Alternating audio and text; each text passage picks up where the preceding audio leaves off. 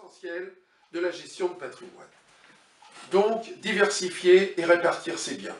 En suivre l'évolution, suivre les âges, les âges patrimoniaux.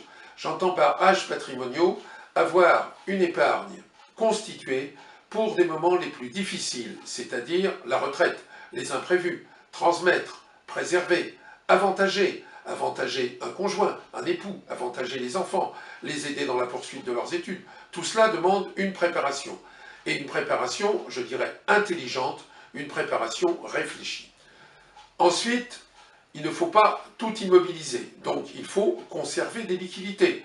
On dit usuellement qu'il faut avoir devant soi, en gros, 3 à 6 mois, on peut dire aujourd'hui 6 mois de liquidité, ou bien de placements très liquides qui peuvent être récupérés facilement.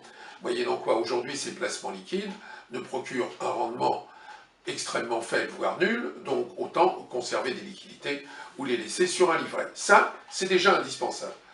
Ensuite, il faut soumettre et baser son patrimoine plutôt à l'évolution, aux solutions les moins sensibles à l'érosion du temps et aux changements politico-économiques.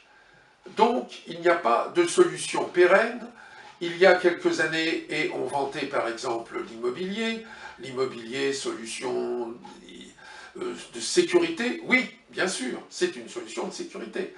Mais le problème de l'immobilier, c'est que ce n'est pas liquide, et que quand vous voulez obtenir des liquidités, ou en cas de succession, en cas de transmission, qu'est-ce que vous allez faire? Là, vous risquez d'être complètement immobilisé. Donc, on peut dire qu'il faudra faire une répartition entre les divers actifs, et cette répartition nécessitera une étude et des analyses très précises, et un dialogue, une construction rationnelle.